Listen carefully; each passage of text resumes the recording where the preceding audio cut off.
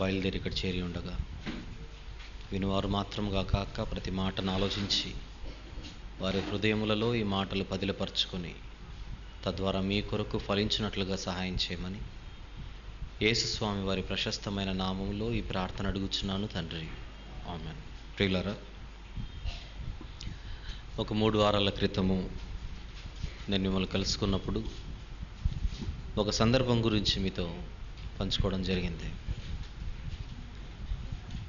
చివరనున్న వాళ్ళకి వినపడుతుందండి వాయిస్? చివరనున్న వాళ్ళకి రైట్. పరలోకం చేరడం అన్నది చాలా కష్టమైనదని, దాన్ని చేరుటకు ప్రతిక్షణం అత్యంత జాగ్రత్తగా మనం ఈ లోకంలో ఉంటేనే పరలోకం వచ్చే అవకాశాలు ఉంటాయని మిమ్మల్ని హెచ్చరించడం జరిగింది. చాలా సందర్భాలలో మనం లోకంలో వినే మాటలు ఏంటంటే, ఒక కలెక్టర్ అవ్వాలంటే ఐఏఎస్ చదవాలి. ఐఏఎస్ అన్నది చాలా కష్టమైనది. ఒక చార్టర్డ్ అకౌంటెంట్ కావాలంటే సిఏ చేయాలి. ఆ కోర్స్ కంప్లీట్ చేయడం అన్నది చాలా కష్టమని ఆల్మోస్ట్ 10th క్లాస్ నుంచే వీరికి ఫండమెంటల్ కోర్సెస్గా మన పిల్లలు నేర్చుకోవాలని తల్లిదండ్రులు, అటు ఎడ్యుకేషనల్ ఇన్స్టిట్యూషన్స్ వీళ్ళు జాగ్రత్తలు తీసుకుంటూ ఉంటారు. ప్రపంచంలో ఉండే ప్రతి చదువుకి కొన్ని సంవత్సరాల పాటు శిక్షణ అనేది ఇస్తున్నారు. కారణం, ఈరోజు క్రైస్తవులు కూడా అవే కష్టమైనవని, వాటిని సాధిస్తే ఏదో ప్రపంచాన్నే సాధించిన వారుగా తృప్తి చెందడం అన్నది క్రైస్తవులు చేస్తున్న ప్రాథమిక ప్రప్రదమైన పెద్ద పొరపాటు. మూర్ఖులకు ఈ తరము వారికి వేరై అన్న మాట పేతురు గారు బైబిల్లో ఉపయోగించారు. జాగ్రత్తగా వినాలి దయచేసి అందరూ.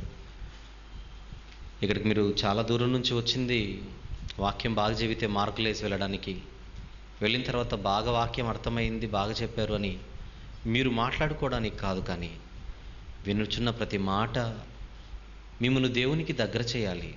చెబుతున్న నాకు ఇప్పుడు అదే తపన ఉంటుంది. గనుక వినపడుతున్న ప్రతి మాటను మీరు జాగ్రత్తగా ఆలోచించాలని ముందుగా మనవి చేస్తున్నాను. లోకస్తులు దేనినైతే పట్టించుకొని దేనినైతే సాధించాలనుకుంటున్నారో క్రైస్తవులుగా వారికున్న లక్ష్యాలు మీకు ఉండకూడదు. ఒక పెద్ద కంపెనీలో ఉద్యోగం సంపాదించి ఆ కంపెనీలో నేను ఉద్యోగస్తుడనైతే నా భవిష్యత్తు బాగుంటుందని కేవలం దానిని మాత్రమే లక్ష్యంగా మీరు పెట్టుకొని యవనస్తులైన మీరు ఎవరైతే ఇక్కడ ఉన్నారో మీరు అలా ఆలోచించకూడదు. నేను బాగా చదివితే,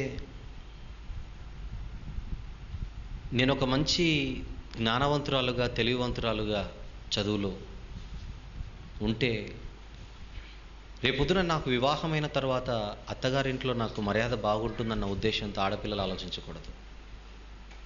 లోకస్తులు ఆలోచించే ఆలోచనలు మీకు ఉండకూడదు. ఈ ఆలోచన ఇలాంటివి ఏవైతే ఉన్నాయో మీ అందరికీ ఇలాంటి ఆలోచనల వలన ఈ కడుపు నింపుకోగలుగుటకు బహుశా మనకు అవకాశాలు ఉంటాయేమో, కానీ పరలోకం అన్నది రావడం జరగదు. 3 పూట్ల అన్నం తినకపోయినా పర్లేదు, కానీ కన్ను మూస్తే పరలోకానికి నేను అర్హురాలిగా నేను ఎంచబడాలి అన్న ఆలోచన తప్ప దానికి మించిన లక్ష్యం మీకు ఏదైనా ఉంటే అది ఒక తప్పుడు ఆలోచన అని ఈరోజు మీరు రాసుకోవాలి. ప్రియులారా, క్రైస్తవులుగా మనకు ఎలాంటి లక్ష్యాలు ఉండాలి, క్రైస్తవులుగా మనకు ఎటువంటి గోల్స్ ఉండాలి అన్నది ఈరోజు మీరు జాగ్రత్తగా ఆలోచించాలని నేను మీ ముందు పడుతున్నాను. పరలోకం రావాలంటే ఏం చేయాలి? దానికంటే ముందుగా నాకు పరలోకం కావాలన్న కోరిక మీ అందరికీ ఉందనే నేను అనుకుంటున్నాను. If I'm not wrong. అదే ఉందా, ఇంకేదైనా ఉందా? యేసు ప్రభు దగ్గరికి మీరందరూ ఎందుకు వచ్చారు? పరలోకం ఇస్తాడనే కదా, నిత్యజీవం ఇస్తాడనే కదా. ఆయన వచ్చినప్పుడు ఆయనతో పాటు వెళ్ళి తండ్రితో ఉండాలనే ఆశ మీలో ఎవరికి లేదా? ఆ ఆశ తప్ప మీకు ఏది ఉండకూడదు. కోర్టు సమస్యలు తీరిపోతాయనో, అప్పుల బాధల నుంచి ఆయన దూరం చేస్తాడనో, ఇంకా రోగాలను మీకు నయం చేస్తాడనో, పరీక్షల్లో పాస్ చేస్తాడనో, మంచి మార్కులు ఇస్తాడనో, ఉద్యోగాలు ఇస్తాడనో, జీతాలు పెంచుతాడనో, ఇలా లోక సంబంధమైన శరీర సంబంధమైనటువంటి ఆశలతో యేసుప్రభు దగ్గరికి ఎప్పుడు రాకూడదు. అలా ఎప్పుడు యేసుప్రభు రమ్మని చెప్పలేదు, యేసు అందుకు పిలవలేదు. పరలోకం ఇస్తానన్నారు ఆయన, నిత్యజీవం ఇస్తారన్నారు ఆయన. ఇస్తాను అన్న తర్వాత మనం ఏం చేస్తే ఇస్తాడు అన్నది మనం ఆలోచించాలి. ఈరోజు పరలోకం సంపాదించాలంటే ఏం చేయాలి తెలుసుకోవాలంటారా, అవసరం లేదంటారా చెప్పండి? ఒక వంట చేయాలంటే మా ఊరు మా వంట ప్రోగ్రాం చూస్తే ప్రతిరోజు కొత్త కొత్త ఐటమ్స్ నాకు తెలుస్తాయని చూసే జ్ఞానం మనకుంది. కోటికెళ్ళి వంటలు ఎలా చేయాలో వంటలకు సంబంధించిన పుస్తకాలు తెచ్చుకొని మరీ నేర్చుకొని వంట నేర్చుకునేటువంటి వారు లేకపోలేదు. ప్రతిదీ నేర్చుకొని నేను దాన్ని సాధించాలి అని అనుకుంటున్నప్పుడు పరలోకం ఎందుకు అంత ఫ్రీగా ఇచ్చేస్తాడని, అంత ఈజీగా వచ్చేస్తుందని మనకెందుకు అంత ధీమా ఉంది? లూకాసు వార్త 13:23లో నిజంగా ఈ మాట మీకు అర్థమైతే దయచేసి ఈ మాటను మీరు మర్చిపోకండి. లూకాసు వార్త 13వ అధ్యాయము 23:13 అమ్మా, వచనం 13:23 కదా, రైట్, కమాన్. ఒకడు యేసుప్రభు దగ్గరకు వచ్చి అడుగుతున్నాడు, ప్రభువా, అందరు చూస్తున్నారు కదూ, చూడాలి, రక్షణ పొందువారు కొద్దిమందేనా? ఎందుకు అడిగాడు ఈ మాట? ఆయన కొద్దిమంది అని చెప్పాడు కనుక. ఆయన మాటలలో అతనికి అర్థమైన వాస్తవం ఏంటంటే, ఇదంతా ఆలోచిస్తే రక్షణ పొందేవారు చాలా కొద్దిమంది అని ఆ వ్యక్తికి అర్థమైంది. అప్పుడు ఆశ్చర్యపోయి, తండోపతండాలుగా నువ్వు మాటలు చెబుతుంటే వినుటకి ఇంతమంది వస్తున్నారే, మీరు కొండ మీదకి వెళ్ళి కూర్చున్న కొండ దగ్గరికి కూడా జన సమూహము ఎంతోమంది, వందలకు వందలు, వేలకు వేలు, లక్షలకు లక్షలు జనసంద్రంతో నిండిపోతుంది. ప్రభువా, మీరు ఎక్కడ మాట్లాడుతున్నా? మరి ఇంతమంది మీరు మాట్లాడుతూ ఇంతమంది వింటుంటే, మీ మాటలు వింటుంటే, మీరు చెబుతున్నప్పుడు వాళ్ళందరితో మీరు చెబుతున్న మాట పొందువారు, రక్షణ పొందువారు కొద్దిమంది అంటున్నారేంటి? మళ్ళీ వీళ్ళందరూ రక్షింపబడరా అన్న ప్రశ్న అది. ఆనాటి జనసమూహముకు ఆ మాటలు అంత ఈజీగా అర్థం కాకపోవచ్చు, కానీ మీకు చాలా ఈజీగా అర్థం అవుతుందని ఇప్పుడు నేను ఇచ్చే ఎగ్జాంపుల్ని బట్టి నాకు మీకు అర్థమైపోతుంది. ఒక ఎగ్జాంపుల్ చెబుతాను. ప్రజారాజ్యం అని చిరంజీవి గారు ఒక పార్టీ పెట్టాడు. ఎక్కడ ప్రారంభించాడు? తిరుపతిలో. ఎంతమంది వచ్చారు? లక్షలకు లక్షలు, లక్షల మంది, వేలాది మంది. ఆ వచ్చిన వాళ్ళనందరినీ చూసి అయ్యగారు, మిస్టర్ చిరంజీవి ఏమనుకున్నాడంటే, కాబోయే సీఎం నేనే అని అనుకున్నాడు. ఎక్కడ తప్పు చేశాడు, ఎక్కడ పప్పులో కాలేశాడంటే, వీళ్ళు వచ్చిన వాళ్ళందరూ నావారే, ఈ వచ్చిన వాళ్ళందరూ నాకు ఓటేస్తారు, నా అభిమానులు, వాళ్ళ మీద నమ్మకం ఉంచి నేను కింగ్ మేకర్ని కాదు, ఎప్పుడు చరిత్రలో నేను కింగ్నే అని అన్నాడు. ఆ రోజు ఇచ్చిన ఇంటర్వ్యూలో కొండపైన ఎన్టీవీ ఇంటర్వ్యూ చేస్తే అతన్ని ఆ ఫస్ట్ స్పీచ్ ఇవ్వబోయే ముందుగా అతన్ని మధ్యాహ్నం ఇంటర్వ్యూ చేస్తే, చాలామంది మిమ్మల్ని చూస్తే నెక్స్ట్ ఎలక్షన్స్లో మీరు కింగ్ మేకర్ అని అంటారు అని అంటే, నో, నేను కింగ్ మేకర్ని కాదు, ఐఎమ్ ఆల్వేస్ ఎ కింగ్ అని అన్నాడు. ఆ సాయంత్రము స్టేజ్ మీదకి ఎక్కిన తర్వాత అంతమంది జనసంద్రాన్ని చూసి నెక్స్ట్ సీఎం నేనే అని కలలు అన్నాడు చిరంజీవి. ఏం జరిగిందో మీకు తెలుసు. రావడానికి, వినడానికి, చూడ్డానికి లక్షల మంది వస్తారు, కానీ ఓటేసేవారు కొద్దిమందే. ఆ స్థలానికి రాజశేఖర రెడ్డి వెళ్ళినా చూస్తారు, చంద్రబాబు నాయుడు వెళ్ళినా చూస్తారు, కేసీఆర్ వెళ్ళినా చూస్తారు. నాయకుడు ఎవరైనా సెలబ్రిటీ అని చూడ్డానికి జనాలు వస్తారు, కానీ వాళ్ళ మీద నమ్మకం పెట్టుకోకూడదు. కానీ యేసుప్రభు చిరంజీవి లాంటోడు కాదు. వాళ్ళు రాగానే మ్యాటర్ అర్థం చేసుకున్నాడు, వీళ్ళందరూ ఒరిజినల్ సరుకు కాదు. మీకు అర్థం కావాలి, వీళ్ళందరూ ఒరిజినల్ సరుకు కాదు. వస్తారు, వింటారు, వెళ్తారు, వస్తారు, వింటారు, వెళతారు, వస్తారు, వింటారు, వెళతారు. అది వీళ్ళు చేసే మహా పెద్ద ఘనకార్యం ఏంటంటే రావడం, వినడం, వెళ్ళడం, రావడం, వినడం, వెళ్ళడం. కనుక వచ్చిన వారిని చూచి ఆనందించేవాడు కాదు యేసుప్రభు. ఏదో వినేశారు కనుక, చప్పట్లు కొట్టారు కనుక వీళ్ళు నావారు అని ఇమ్మీడియట్గా నమ్మిపోయే అమాయకుడు కాదు యేసుప్రభు. వచ్చిన వేలాది మందిని చూసి ఆయన అంటున్న మాట, రక్షణ పొందువారు కొద్దిమందే అని అంటే, అప్పుడు అతను అడుగుతున్నాడు, ప్రభువా రక్షణ పొందువారు కొద్దిమందేనా అని ఇతని ఆశ్చర్యాన్ని వ్యక్తం చేస్తే యేసుప్రభు ఇస్తున్న జవాబు చూడండి కింద. ఆయన వారిని చూచి, ఇరుకు ద్వారమున ప్రవేశింప పోరాడుడి. ఇరుకు ద్వారమున ప్రవేశింప చెప్పండి, పోరాడితే కానీ ప్రవేశించలేరు.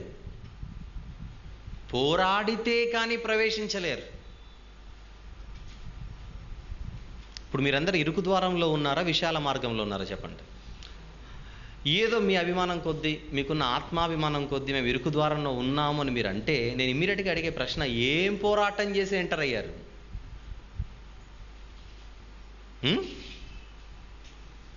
మీరు ఏం పోరాటం చేసి ఇరుకు ద్వారంలో ప్రవేశించారు చెప్పండి. లేదంటే మా ఆయనతో నాకు రోజు పోరాటం అంటారా? ఆ పోరాటం వేరు. మావిడితో రోజు అది వేరు. అత్తగారితో అది వేరు. కోడలితో వేరు. మహిళా మండలి అధ్యక్షురాలుగా ఉంటూ నేను మహిళల కొరకు పోరాడుతున్నాను, అది వేరు. రాజకీయాల్లో రాణిస్తున్నాను, అది వేరు. ప్రాంతం కొరకు పోరాడుతున్నాను, వేరు.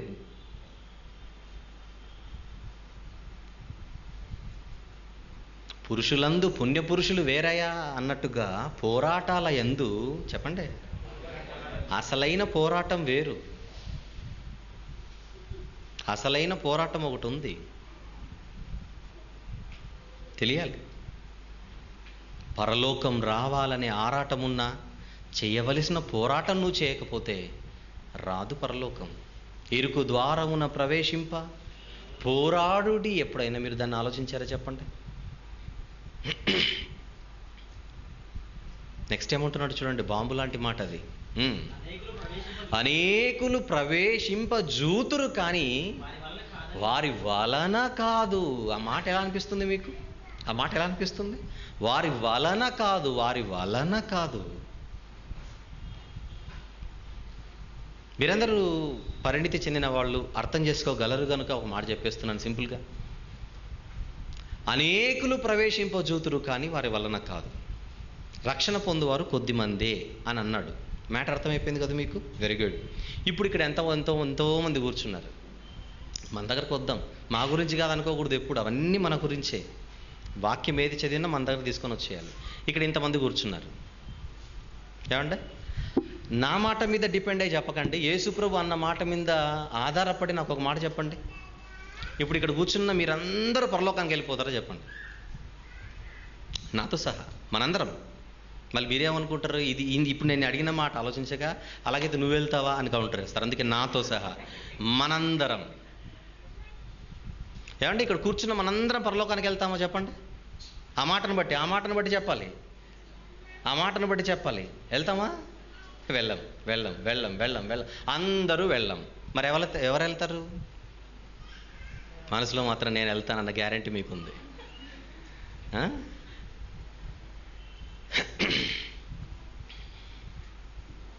చాలా కష్టం. ఈ రాత్రి మీరు ఇక్కడ నుంచి వెళ్ళిపోయే ముందు ఒకటి రాసుకోవాలి. అందరూ వెళ్ళరు అన్న తర్వాత ఆ వెళ్ళని గ్రూప్లో ఒకవేళ నువ్వు ఉన్నావేమో. అనేకులు ప్రవేశింపజూతురు కానీ వారి వలన కాదన్నాడే ఆ గ్రూప్లో ఒకవేళ మీరు ఉన్నారేమో. మనుష్య కుమారుడి లోకమునకు తిరిగి వచ్చినప్పుడు భూమి మీద విశ్వాసము కనుగొనునా అన్న సందేహాన్ని వ్యక్తం చేశారు ఆయన. ఇప్పుడు మనం ఏ గ్రూప్లో ఉన్నాం ఆలోచించండి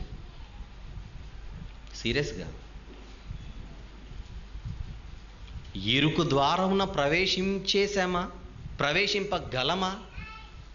ఆయన కోరుకుంటున్నటువంటి గ్రూప్లో మనం ఉన్నామా? పోనీ ఆ గ్రూప్లో లేకుండా విశాల మార్గములో ఉంటూ అందులో ఉన్నామని భ్రమపడుతున్నామా? ఎంత కష్టం చూడండి పరలోకం రావాలంటే. ప్రతి క్షణం ఆ భయంతో బ్రతకాలి. చూద్దాం పరలోకం ఎవరికి ఇస్తానన్నాడో దేవుడు. కొన్ని మాటలు బైబిల్లో నుంచి చూద్దాం. అందరు రండి, ప్రకటన గ్రంథం. Everyone please. ఎవరికి ఆయన అనుకున్న వాగ్దానం వర్తిస్తుందో ఏమని చెబుతున్నాడో జాగ్రత్తగా ఈ మాటలు మీరు ఆలోచించాలి. ప్రకటన గ్రంథం 2వ అధ్యాయము ముందుగా 7వ వచనాన్ని చూద్దాం ప్రియులారా. 7వ వచనం. చెవి గలవాడు ఆత్మ సంగములతో చెప్పుచున్న మాట వినుగాక. చెవి గలవాడు అంటే అందరికి చెవులు ఉండవా? అందరికీ చెవులు ఉంటాయి, కానీ దురద చెవులు ఉంటాయి అని అర్థం అక్కడ. చెవి గలవాడు వినుగాక అంటే అర్థం ఏంటి? రే నువ్వు మనిషి అయితే నా మాటలు నీకు అర్థమైతే అని అంటుంటాం అప్పుడప్పుడు. అంటే ఆడు మనిషి కాదా? చెవి గలవాడు వినుగాక అంటే వినగలిగే చెవు, గ్రహించగలిగే మనసు మీకు ఉండాలి. చెవి గలవాడు ఈ మాట వినుగాక. కమాన్. జయించువానికి దేవుని పరదైసులో ఉన్న జీవవృక్ష ఫలములను భుజింపనిత్తును.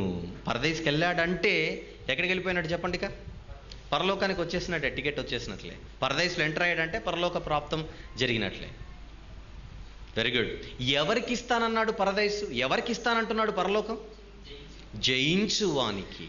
అంటే పరలోకం రావాలంటే ఏం చేయాలో ఒక మాట చెప్పండి ఇప్పుడు. దాన్ని బట్టి జయించాలి. మరొక మాట చూద్దాం. అదే 2వ అధ్యాయము 11వ వచనం. అదే 2వ అధ్యాయము 11వ వచనం. సంఘములతో ఆత్మ చెప్పుచున్న మాట అసలైన చెవి గలవాడు వినుగాక అన్నాడు. పక్కన జయించువాడు 2వ మరణము వలన ఏ హానియు చెందడు. అంటే 2వ మరణం అనగా అగ్నిగుండం. మర్చిపోకు, 21:8వ వచనంలో ఉంటుంది ప్రకటన గ్రంథంలో. అగ్నిగుండమే 2వ మరణం, నరకం 2వ మరణం. 2వ మరణమును దాటినవాడు ఎవరు? పరలోకంలో అడుగు పెట్టినవాడు, అర్హత సంపాదించినవాడు.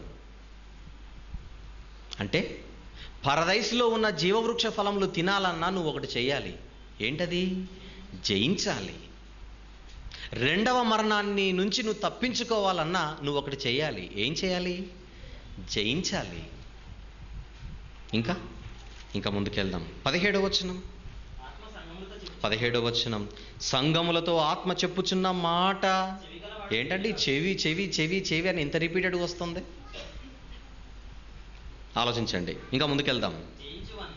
జయించు వానికి మరుగై ఉన్న మన్నాను భుజింపనిత్తును, మరియు అతనికి తెల్లని రాతినిత్తును. ఆ రాతి మీద చెక్కబడిన ఒక క్రొత్త పేరుండును, పొందిన వానికే గాని అది మరి ఎవ్వనికి తెలియదు. మరుగై ఉన్న మన్నాను భుజించాలన్నా దేవుడు ఒక రాతి మీద మన పేరు రాసి మరీ ఇస్తాడట. క్రొత్త పేరు.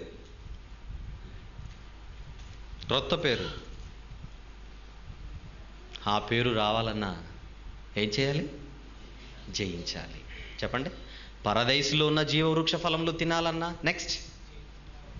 2వ మరణమును మీరు దాటాలన్నా నెక్స్ట్. మరుగై ఉన్న మన్నాను మీరు భుజించాలన్నా నెక్స్ట్. రాతి మీద చెక్కినటువంటి నీ క్రొత్త పేరును దేవుడు ఇస్తానంటున్నాడే, దానిని నువ్వు పొందాలన్నా నువ్వు జయించాలి. 3వ అధ్యాయానికి వద్దాం. 5వ వచనం. 3వ అధ్యాయం 5వ వచనం ప్రకటన గ్రంథం. జయించువాడు అలాగున తెల్లని వస్త్రములను ధరించుకొనును, జీవ గ్రంథములో నుండి అతని పేరు ఎంత మాత్రంను తుడిపి పెట్టక నా తండ్రి ఎదుటను ఆయన దూతల ఎదుటను అతని పేరు నేను ఒప్పుకొందునంటున్నాడు యేసు ప్రభు. ఏంటి? జయిస్తే ఎన్ని లాభాలు వస్తున్నాయో చూడండి. ఇప్పుడు కొత్త ప్రయోజనం ఏంటి?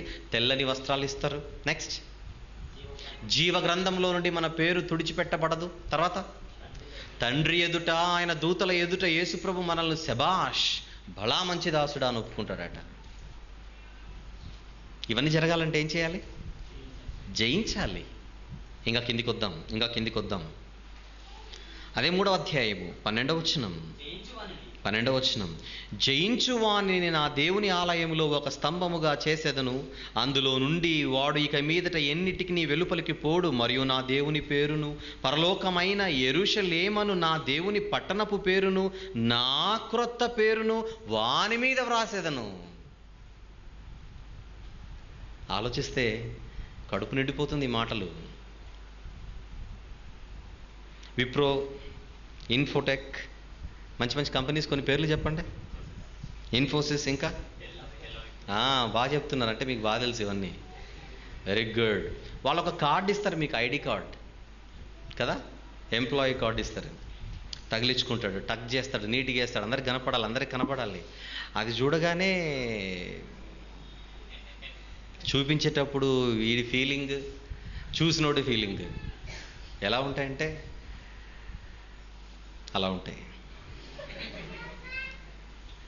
ఎందుకంటే ఈ చెత్తకు మీరు విలువిస్తున్నారు కనుక. ఇటు విప్రో అంటే గొప్ప ఏంటి, ఇన్ఫోసిస్ అంటే గొప్ప ఏంటి, డెల్ అంటే గొప్ప ఏంటి.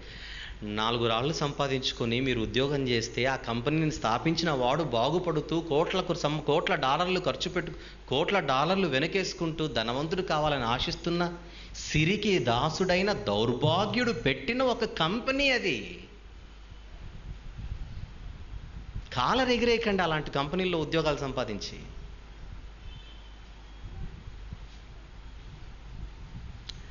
ఇప్పుడు నేను చెప్పిన పేర్లున్న వగేరా వగేరా వగేరా వగేరా కంపెనీస్, వీళ్ళందరూ ఎవరు అనుకుంటున్నారు? వ్యాపారవేత్తలు. వ్యాపారవేత్తలు ఎందుకు అయ్యారు?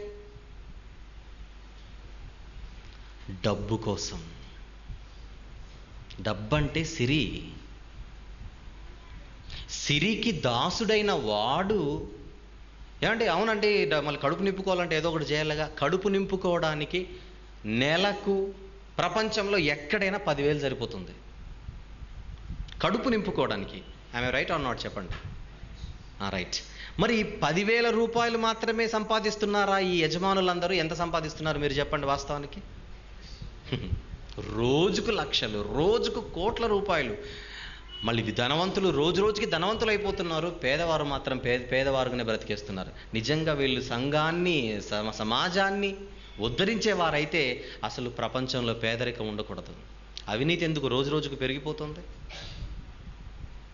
ఏమండి, ఈ మధ్య కాలంలో వలేసి గాలిలో ఒక గాలిని పట్టుకున్నారని తెలుసు మీకు. అతని ఆస్తి టీవీలో చూస్తుంటే మీకు ఆశ్చర్యమైపోతుంది. అన్ని బంగారమే, తినే ప్లేట్ బంగారం, తినే స్పూన్ బంగారం, మంచం బంగారం. ఏమంటే కడుపు నింపుకోవడానికి వ్యాపారవేత్త అయ్యాడా? కాదే. వీళ్ళందరూ డబ్బుకు దాసులైన దరిద్రులు, ధనవంతులు కాదు. అలాంటి వాడు ఒక కంపెనీ పెట్టాడు. ఆ కంపెనీలో చేరితే పెద్ద కంపెనీ కనుక, వెల్ నోన్ కంపెనీ కనుక,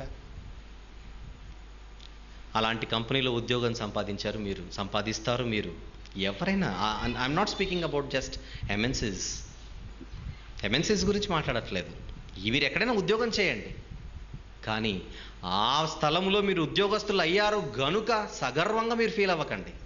అసలు ఉద్యోగం చేయడమే, నేను చెప్తున్నాను, ఉద్యోగం పురుష లక్షణం బాగుందే ఉంది వినడానికి. అది 50% నాలెడ్జ్తో ఉన్న మాట అది. అది 50-50 హాఫ్ నాలెడ్జ్ మాటలు ఇవన్నీ. అసలు విషయం చెప్పమంటారా? ఉద్యోగం చేస్తున్నప్పుడు ప్రతి ఒక్కరు సిగ్గుతో తలదించుకోవాలి. బాలేదు కదా ఈ మాట?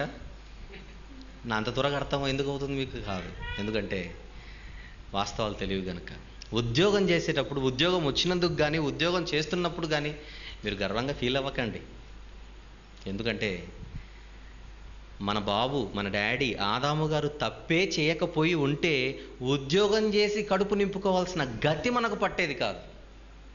మీకు అర్థమవుతుందో లేదా నా పాయింట్? ఆ రోజు మన తండ్రి తప్పు చేయకపోయి ఉంటే, ఏదేను వనంలో వాళ్ళిద్దరు తప్పు చేయకముందు ఎలాంటి వైభవాన్ని వాళ్ళు కలిగి ఉన్నారో అలాంటి వైభవం మనకు ఉండేది. ఏ రోజైతే తప్పు చేశాడో మన డాడీ ఆదాము గారు, అప్పుడు దేవునికి దూరమై ఉద్యోగం చేయవలసిన గతి ఏర్పడింది. పరిస్థితి దిగజారింది. ఎందుకంటే బాగా డబ్బున్న తండ్రి పిల్లల గురించి ఏమంటాడో తెలుసా? వీళ్ళేదో సంపాదించి ఉద్యోగాలు సంపాదించి మా కడుపులు నింపాలి, వాళ్ళ కాళ్ళ మీద ఆధారపడాలన్న అవసరత లేదండి. వాళ్ళకు అవసరమైనటువంటిదంతా నేను సంపాదించేశాను, వాళ్ళు కష్టపడాల్సిన అవసరత లేదు, చక్కగా చదువుకుంటే బాగుంటుంది, చక్కగా మేము చెప్పినట్టు వింటే బాగుంటుంది అన్న తల్లిదండ్రుల మాటలు మీకు తెలిస్తే, మనము కష్టపడి మన కడుపులు నింపుకునేంతగా పరిస్థితికి వచ్చిందనంటే మనల్ని పోషించే శక్తి దేవునికి లేదనా?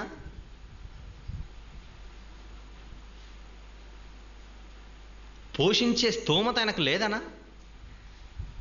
కుమారుడు తనే కష్టపడి కడుపు నింపుకుంటున్నాడు అంటే తండ్రి చేతగాని వాడు అయిపోయాడని. యాక్చువల్గా తండ్రికి పోషించలేని పరిస్థితిలోనే కుమారుడు వెళ్ళి ఉద్యోగం సంపాదించుకోవాలి. కుమారుడు వెళ్ళి ఉద్యోగం సంపాదించి తన కడుపును తనే నింపుకుంటున్నాడు అనంటే తండ్రి ఏదో ఇబ్బందుల్లో ఉన్నాడని, శక్తి తగ్గిందని మన స్టాండర్డ్లో. అలాగే ఆ తండ్రి సర్వోన్నతుడైనటువంటి సర్వశక్తిమంతుడైన దేవుని కడుపున పుట్టిన మనము కష్టపడి మరీ కడుపులు నింపుకుంటున్నామంటే ఆ తండ్రి చేతగాని వాడు అయిపోయాడనా? కాదు. అలా కష్టపడుతున్న ప్రతి క్షణము నీకు దూరం అయితే నాకు మిగిలేది కష్టమే అని మనిషి ఆలోచించాలని ఇక మీరు కష్టపడండి అని చెప్పాడు దేవుడు. కానీ మనిషి ఏమైపోయాడు? మనం ఏమైపోయాం? కష్టపడ్డం నేర్చుకున్నాం, కానీ దేవునికి దూరమైనందుకు నేను కష్టపడవలసిన పరిస్థితి వచ్చిందని మాత్రం అనుకోం. అంటే కష్టపడుతున్న పాఠాలు నేర్చుకోవట్లేదు, అది పాయింట్ ఇక్కడ. పాఠాలు నేర్చుకోవట్లేదు సరికదా, ఉద్యోగం వచ్చిందని కాలరెగరేస్తున్నాడు. పిచ్చి కాకపోతే ఏమంటారు చెప్పండి దీన్ని? ప్రతిరోజు ఉద్యోగం నుంచి వచ్చిన వెంటనే రాత్రి మోకరెళ్ళి దేవుని దగ్గర ఏమని ప్రార్థన చేయాలో తెలుసా? ప్రతి ఉద్యోగస్తుడు, ప్రైవేట్ ఉద్యోగైనా ప్రభుత్వ ఉద్యోగైనా ఏ ఉద్యోగైనా, తండ్రి నీకు దూరమైనందుకు కష్టపడి నేను ప్రయాసముతో నా కడుపు నింపుకోవాల్సి వస్తుంది తండ్రి, నేను ఒప్పుకుంటున్నాను. అదే నీ దగ్గర ఉంటే నీకు దగ్గరగా ఉంటే ఇలాంటి కష్టం నాకు ఉండదు. ఈ పాఠం నేను నేర్చుకున్నాను, ఈ పాఠం నాకు గుర్తుంది. ఆ రోజు కయ్యూను మర్చిపోయాడు. ఆదాము హవ్వలు కయ్యూనికి ఈ పాఠాన్ని నేర్పించడంలో విఫలమయ్యారు. దూరమైన పిల్లలను ఇంకా దూరం చేశారే తప్పితే దగ్గర చేయలేదు. కానీ ఈరోజు మీ మహాగ్రంథము నేను చదువుతున్నప్పుడు నాకు అర్థమైన పాఠం ఇదే అని దేవుని దగ్గర ఒప్పుకుంటే ఎంత చక్కగా ఉంటుంది. అప్పుడు మీరు పరలోకానికి దగ్గరగా ఉన్నట్టు. సిగ్గుపడవలసిన సంగతుల మీద మనిషి ఏం చేస్తున్నాడు చెప్పనా? అతిశయపడుతున్నాడు. మూర్ఖులగు ఈ తరము వారికి మీరు వేరు కావాలి. ఇప్పుడు అడుగుతున్నాను, ఎంతమంది మీలో జాబ్ హోల్డర్స్ ఉన్నారో చేయొద్దండి ప్లీజ్. నా కోసం కాదు, మీకోసం ఎత్తండి. ఉద్యోగస్తులు, గవర్నమెంట్ ఎంప్లాయీస్, ప్రైవేట్ ఎంప్లాయీస్, ఏదో ఒకటి చిన్న పాట అండి.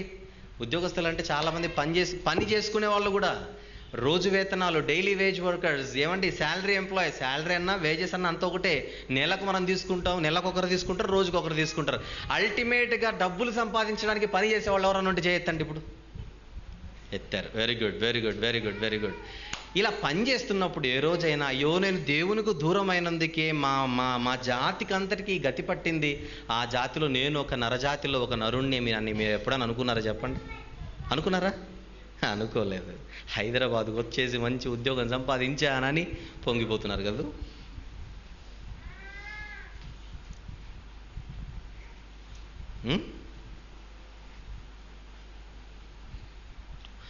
ఆలోచన విధానం మారాలి, ఆలోచన విధానం మారాలి. ఈరోజు నుంచి స్టార్ట్ చేయండి. బ్రదర్ నాకు ప్రార్థన చేసే అలవాటు లేదు, స్టార్ట్ చెయ్యి. ఈరోజు నుంచి చేయండి. ఉద్యోగం నుంచి రాగానే చక్కగా మోకాళ్ళ నొప్పులు లేకపోతే మోకరిల్లండి, ప్రార్థన చేయండి. గుర్తు తెచ్చుకోండి, చరిత్ర గుర్తు తెచ్చుకోండి, రక్త చరిత్ర. ఆదాము నుంచి మనకు మొదలైన రక్త చరిత్రది.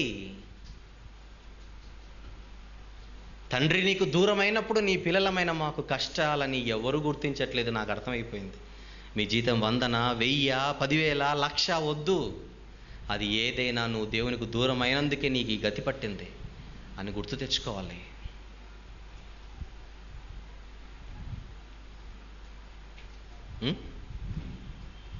ఏం ట్యాగ్ తగిలిస్తానంటున్నాడు యేసుప్రభు 3వ అధ్యాయంలో. ఎవరెవరి పేర్లు రాస్తారట మన మీద? చదవండి. ఎవరెవరి పేర్లు రాస్తాడు? నా దేవుని పేరును, మధ్యలో ఉంటుంది 12వ వచనం 3:12లో, నా దేవుని పేరును, పరలోకములో నా దేవుని యొద్ద నుండి దిగి వచ్చుచున్న నూతనమైన యెరూషలేమను, నా దేవుని పట్టణపు పేరును, నా క్రొత్త పేరును వాని మీద వ్రాసేదను. యొద్ద ఈ ట్యాగ్ మీకు? ఈ ట్యాగ్ గొప్పదంటారా, ఇన్ఫోసిస్ గొప్పదంటారా? చెప్పాలి, ఏది గొప్పదండి? అంటే ఇవి మీకు పెద్ద కంపెనీలు కనుక అందుకు ఆ పేర్లు చెప్తున్నాను. కిరాణా కొట్టు పేరు చెప్తే మీరు ఒప్పుకోరుగా, జనరల్ స్టోర్స్ చెప్తే మీరు ఒప్పుకోరుగా, అందుకే పెద్ద పేర్లు చెప్తున్నాను. మీకు ఏవైతే పెద్దవో అవి చెబుతున్నాను. అవి గొప్పవా, ఇది గొప్పదా? చెప్పండి. ఏ ట్యాగ్ మీ మెడలో తగిలించుకోవాలనుకుంటున్నారు? ఇదే గొప్పది. మరి ఇది రావాలంటే ఏం చేయాలి? జయించాలి. ఉందా? ఈ గోల్ ఉందా మనకు? అది పాయింట్ ఇక్కడ. ఈ గోల్ కొరకు మనం బ్రతుకుతున్నామా? అది పాయింట్ ఇక్కడ. ఇంకొకటి చూద్దాం. అదే 3వ అధ్యాయం 21వ వచనం ప్రియులారా. అదే 3వ అధ్యాయం 21.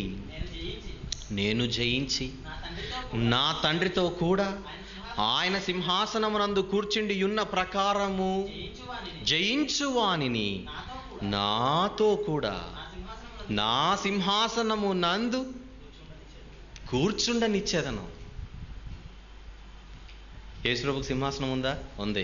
ఆయన ఎక్కడ కూర్చున్నాడు? తండ్రి సింహాసనము నందు కూర్చున్నాడు. అలానే ఉంది చూడండి. నా తండ్రితో కూడా ఆయన సింహాసనమందు కూర్చుండి ఉన్న ప్రకారం, అంటే తండ్రిది ఏ సింహాసనమో ఆ తండ్రి సింహాసనమే యేసుప్రభుది కూడా. ఎందుకు? ఇద్దరు ఒకటే సింహాసనం మీద ఉన్నారు. సింహాసనం అంటే 2 సింహాసనాలు అనుకుంటారు మీరు. యేసుప్రభుది ఒక సింహాసనము, తండ్రిది ఒక సింహాసనం అనుకోకండి. తండ్రి సింహాసనం అందే యేసుప్రభు కూర్చున్నాడు గనుక యేసుప్రభు ఏమంటున్నాడు? ఈ సింహాసనము నా సింహాసనం అంటున్నాడు. ఇప్పుడు ఆ సింహాసనాన్ని ఎవరికి ఇస్తానంటున్నాడు? ఇప్పుడు జయించిన వానికి. అంటే జయిస్తే ఫైనల్గా మనం ఎక్కడ కూర్చుంటాం చెప్పండి? తండ్రి సింహాసనమే ఎవరి సింహాసనం అవుతుంది? అంటే తండ్రి ఏమంటున్నాడు తెలుసా? నా కుర్చీ మీకు ఇస్తాను నాన్న అంటున్నాడు. యేసుప్రభు ఏమంటున్నాడు? నా కుర్చీ నేను మీకు ఇస్తాను. ఎంత మంచి రాజు ఆయన! కిరణ్ కుమార్ రెడ్డిని అనమండి ఆ మాట. నా కుర్చీ మీకు ఇస్తాను అంటాడా? మీకు కుర్చీలు వేస్తాను, నా కుర్చీ నాదే అని అంటాడు. ఎవరైనా. చంద్రబాబు నాయుడు పోరాటం దేనికోసం చెప్పండి? కుర్చీ కోసం. జగన్ పోరాటం దేనికోసం చెప్పండి?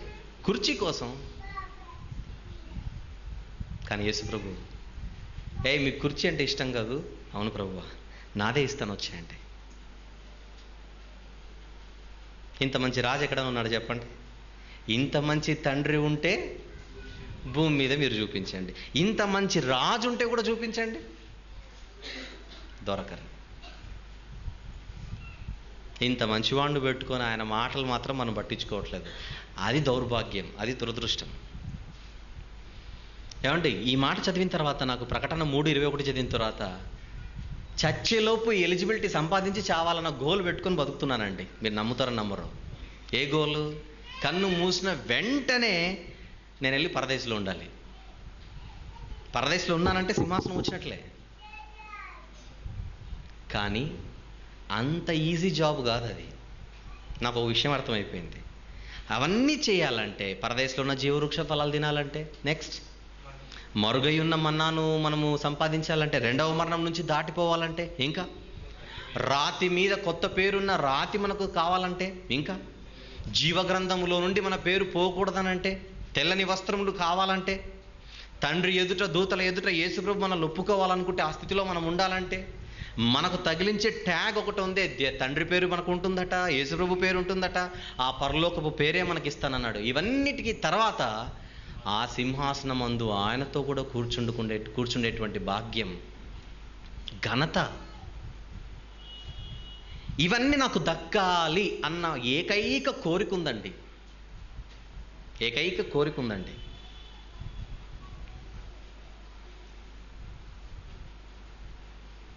ఆ కోరికతో బ్రతుకుతూ ఒకటి అర్థమైపోయింది, ఈ కోరిక నాకు తీరాలంటే నేను ఒకటి చేయాలి. ఏం చేయాలి? జయించాలి. జయించాలి. నా పెళ్ళికి ముందు ఒక 2 నెలల క్రితము జయశాలి గారు, డైరెక్టర్ గారు, ఇరుపక్షాల పెద్దలను, అంటే పెళ్లి కూతురుకు సంబంధించిన పెద్దలను, మా తల్లిని, అందరినీ పిలిపించాడండి విశాఖపట్నంకి. అన్ని టాక్స్ అన్ని 10 నిమిషాలు అయిపోయాయండి. కూర్చోపెట్టారు, మాట్లాడుతున్నారు. సందర్భం కనుక చెబుతున్నాను.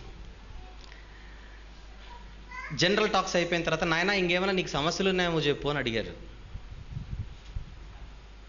అప్పుడు నేను ఒకటే మాట అన్నానండి, ఎందుకంటే నాకు జీవితంలో ఒకే ఒక సమస్య ఉండేది.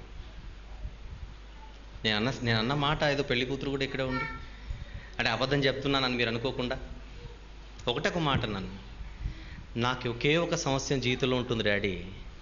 యేసుప్రభు వస్తే నేను పరలోకానికి వెళ్తానా వెళ్ళనా, కన్ను మూస్తే నేను ఆ పరలోకానికి పాత్రుడిగా ఎంచబడతానా లేదా, ఈ సమస్య తప్ప నాకు ఏ సమస్యలు లేవు డాడీ అని చెప్పాను. మనసులో నుంచి వచ్చిన మాట అండి అది. మనసులో నుంచి వచ్చిన మాట అది. ఎందుకు చెప్తున్నానంటే, వీటికి మించి నాకు ఏ సమస్యలు లేవని మళ్ళీ మెదురు చెబుతున్నాను నేను.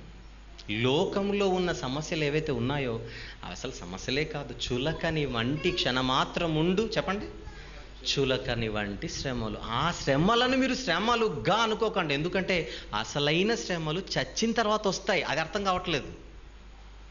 దేవుని కొరకు బ్రతకకుండా, దేవుడు చెప్పినట్టుగా బ్రతకకుండా కన్ను మూస్తే అసలు సమస్యలు అప్పుడు ప్రారంభమవుతాయి. వేటిని సమస్యలుగా చూడకూడదో వాటిని మీరు సమస్యలుగా చూడకూడదు. వేటిని సమస్యలుగా మీరు చూడాలో వాటిని సమస్యలుగా మీరు చూడాలి. అర్ధరాత్రి నిద్ర లేపిన నా భయము, నా జాగ్రత్త, నా ఆలోచన ఒకే ఒకటండి. దారిని పోయేవాడు ఏదో నేను అన్నాడు అనుకొని అసలు ఎక్కవు, నాకు ఈ మైండ్కే ఎక్కవు. ఎందుకంటే రోజు రోజుకి వాక్యం ఆలోచిస్తుంటే, ఎందుకంటే మీరు అవన్నీ పట్టించుకుంటారు. పట్టించుకోకండి. ఎవరో ఏమో అన్నారు, ఇప్పుడు ఏం చేద్దాం అన్నాడు, ఏం చేద్దాం, నువ్వు పట్టించుకుంటే ఇంకొకటి అంటాడు, నువ్వు పట్టించుకుంటే ఇంకొకటి అన్నాడు. అది పెరుగుతూనే ఉంటుంది. కానీ బురద అంటినప్పుడు అలా అను, వద్దు, ఎక్కువ అవుతుంది. కనుక సమస్య ఇదే కనుక మీకుంటే ఏవి మీకు సమస్యలుగా కనబడవు. అది పాయింట్ ఇక్కడ. ఇప్పుడు మీరందరూ దేని సమస్యలుగా అనుకుంటున్నారు చెప్పండి? జనరల్గా చెప్తున్నాను. జనరల్గా ఏటి సమస్యలు మీరు అనుకుంటున్నారు? ఈ సమస్యను మీరు సమస్యగా భావించక, ఈ సమస్యను ఎలా నేను జయించాలి, కన్ను మూసిన తర్వాత అపవాదికి వాని దూతలకు సిద్ధపరిచిన నిత్యాగ్నిలోనికి నేను వెళ్ళిపోతానేమో అన్న సమస్యను మీరు సమస్యగా అనుకోక, చిన్ని వాటిని మీరు పట్టించుకుపోతున్నారే, దయ్యం పట్టిందని మీరు గుర్తించాలి. ఎందుకంటే దయ్యంగాడు అలా భ్రమపరిచాడు. Very good.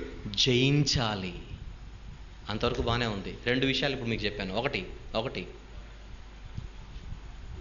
పరలోకం సంపాదించాలి, పాయింట్ నెంబర్ 1. సంపాదించాలంటే ఏం చేయాలి, పాయింట్ నెంబర్ 2, జయించాలి. ఇప్పుడు పాయింట్ నెంబర్ 3, దేన్ని జయించాలి, అది ఇప్పుడు 3rd పాయింట్ కదా.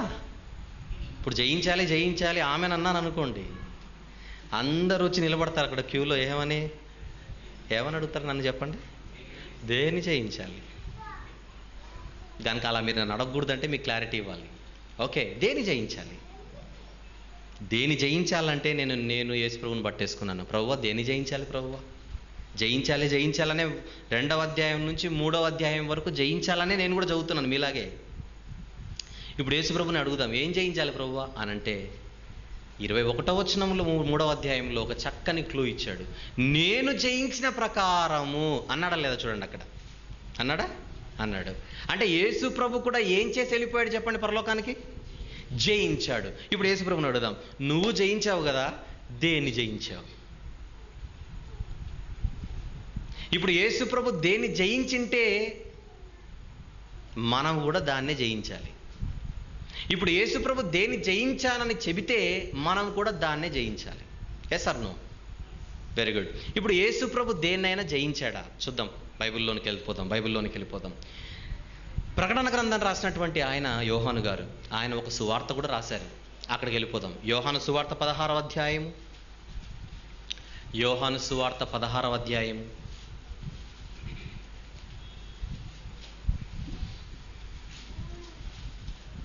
చివరి వచనాన్ని చదవండి ఒకసారి. 16వ అధ్యాయములోని చివరి వచనం. నా యందు మీకు సమాధానము కలుగునట్లు ఈ మాటలు మీతో చెప్పుచున్నాను.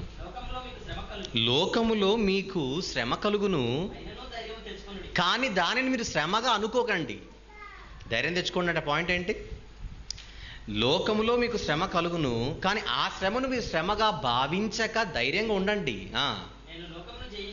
అన్నాడు. చూడండి పక్కన. యేసు ప్రభు దేన్ని జయించాడని మీకు అర్థమైపోయింది అక్కడ? లోకాన్ని జయించాడు. ఇప్పుడు నేను జయించి నా తండ్రి సింహాసనం నందు కూర్చుండి ఉన్న ప్రకారము అని అంటే యేసు ప్రభు దేన్ని జయించి పరలోకానికి వెళ్ళిపోయాడు? లోకాన్ని జయించి వెళ్ళిపోయాడు. ఇప్పుడు దీన్ని బట్టి మనము దేన్ని జయించాలో చెప్పండి. దేన్ని జయించాలి? లోకాన్ని జయించాలి. లోకాన్ని జయించాలంటే అలెగ్జాండర్ లాగా ఒక కత్తి పట్టుకొని ఒక్కొక్క ప్రాంతానికి వెళ్ళి తెలంగాణ, రాయలసీమ, ఆంధ్ర, తమిళనాడు, కన్నడ అని వెళ్ళిపోతాం ఏంటి? కర్ణాటక అని. అలాది కాదు. యేసుప్రభు కత్తి పట్టుకోలేదు, యేసుప్రభు తుపాకీ పట్టుకోలేదు. ఆయుధాలు లేకుండా లోకాన్ని జయించాడు. లోకాన్ని జయించాడు. ఎలా జయించాడు? లోకాన్ని జయించాడని అర్థమైపోయింది. Point number 3. పాయింట్ నెంబర్ 1 ఏంటి? పరలోకం కావాలి. పాయింట్ నెంబర్ 2 ఏంటి? పరలోకం కావాలంటే జయించాలి. పాయింట్ నెంబర్ 3 ఏంటి? దేని జయించాలి? లోకాన్ని జయించాలి. ఆయన జయించిన రీతిగా మనం కూడా జయించాలన్న ఆయన కోరిక యోహాను గారి మొదటి పత్రికలో కూడా మనం చూద్దాం జాగ్రత్తగా. యోహాను గారి మొదటి పత్రిక 5వ అధ్యాయము. లోకాన్ని జయించాలంటే మనం ఎలాంటి పరిస్థితిలో ఉండాలో చూడండి. 5వ అధ్యాయములు ఈ మొదటి యోహాను 4వ వచనం.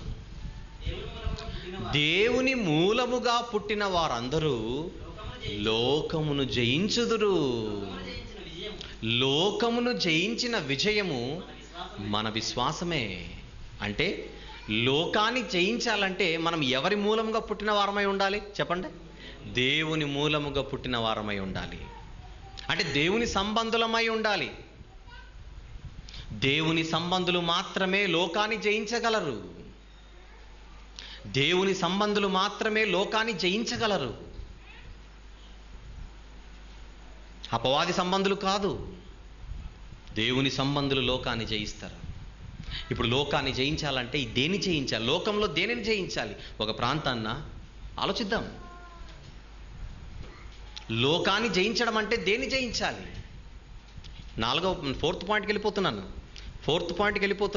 పాయింట్ నెంబర్ 1 మళ్ళీ చెప్పండి. పరలోకం సంపాదించాలి. పాయింట్ నెంబర్ 2 సంపాదించాలంటే ఏం చేయాలి?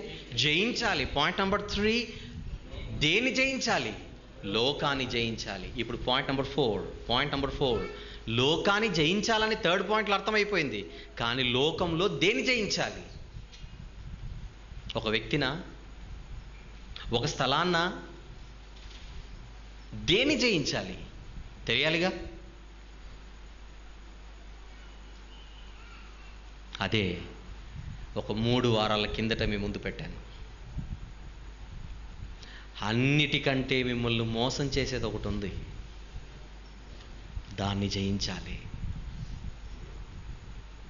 ఏది అన్నిటికంటే మోసకరమైనది? రాని వాళ్ళు ఉంటారు కదా, వాళ్ళ కోసం రెఫరెన్స్ చూద్దాం. ఇర్మియా గ్రంథం 17వ అధ్యాయము. ఇర్మియా గ్రంథము 17వ అధ్యాయము చెప్పండి వచనం. 9వ వచనం.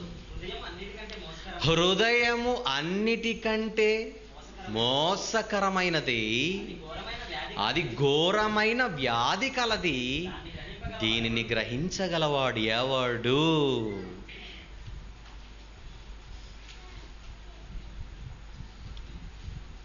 హృదయం ఎవరికి ఉంటుంది చెప్పండి?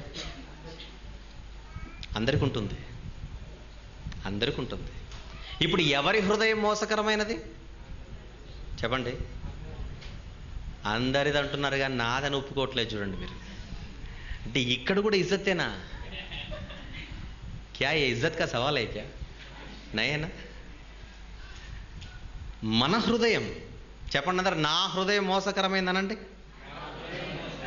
ఇష్టంతో అన్నారా కష్టంతో అన్నారా? నిజం చెప్పాలి, ఇష్టంతో అన్నారుగా. హృదయం అన్నిటికంటే మోసకరమైనది అన్న చోట ఖచ్చితంగా ధైర్యంగా మనం ఏం చెప్పుకోవచ్చు? నా హృదయం అన్నిటికంటే మోసకరమైంది అనగలరా? అనగలరా? ఆ మనసుందా? ఉంటే అనండి ఆ మాట. ఇప్పుడు ఇర్మియా గ్రంథం 17:9 స్టార్ట్ చేయండి. నాకు నిజంగా చెప్తున్నానంటే వినపడలేదు సరిగా. ఎంత కష్టం తెలుసు ఆ మాట అనాలంటే, మనసు రావట్లేదు. మనందరి హృదయాల కొరకు రాసినటువంటి మాట అది. మన హృదయం అన్నిటికంటే మోసకరమైనది. దానికి ఉన్న రెండో గొప్ప బిరుదు ఏముందో చూడండి పక్కనే, బహుఘోరమైన వ్యాధి కలది, దీనిని గ్రహించగలవాడెవడు. అంటే మీకు ఏమర్థమైపోలే తెలుసా? జయిస్తే దీన్ని జయించి చావాలండి. మీకు అర్థమైపోయిందా? దేన్ని జయించాలి చెప్పండి? దేన్ని జయించాలి చెప్పండి? క్రైస్తవుడా నేనే అడుగుతున్నాను, దేన్ని జయించాలి? అంతేగాని హృదయం ఎక్కడున్నదో అని పాట పాడకూడదు. అర్థమవుతుందా మీకు? హృదయం ఎక్కడుందో అని అన్యుడు పాడతాడు, అడిగి తెలియదు కనుక అడ్రస్. మనకు తెలుసు కదా. హృదయం గురించి ఏం తెలుసో చెప్పండి మీకు, చెప్పండి. నా హృదయము మోసకరమైనది. నెక్స్ట్, ఎలా మోసం చేస్తుందో చెప్తాను ఇప్పుడు. చెప్పాలి కదా మళ్ళీ, ఎలా మోసం చేస్తుందో. మళ్ళీ మీరు నా హృదయం మోసకరమైంది నువ్వెట్లా చెబుతావు అని మీరు అనకుండా నేను చెప్తాను. ఒకడు వచ్చి యేసుప్రభు దగ్గరికి, బోధకుడా ఆజ్ఞలలో ప్రధానమైన ఆజ్ఞ ఏంటి అని అడిగాడా? అప్పుడు యేసుప్రభు ఏమని ఇచ్చాడు జవాబు? మీరు నమ్మరు నేను చెబితే. యేసుప్రభు అక్కడే, యేసుప్రభు ఎప్పుడన్నాడు బ్రదర్ అని మీరు అనకుండా రెఫరెన్స్ చూపించేస్తాను నేను. ఓకే, మత్తయి సువార్త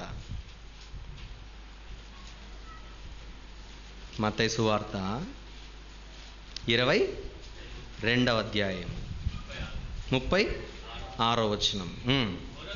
బోధకుడా ధర్మశాస్త్రంలో ముఖ్యమైన ఆజ్ఞ ఏది అని అడిగాడు.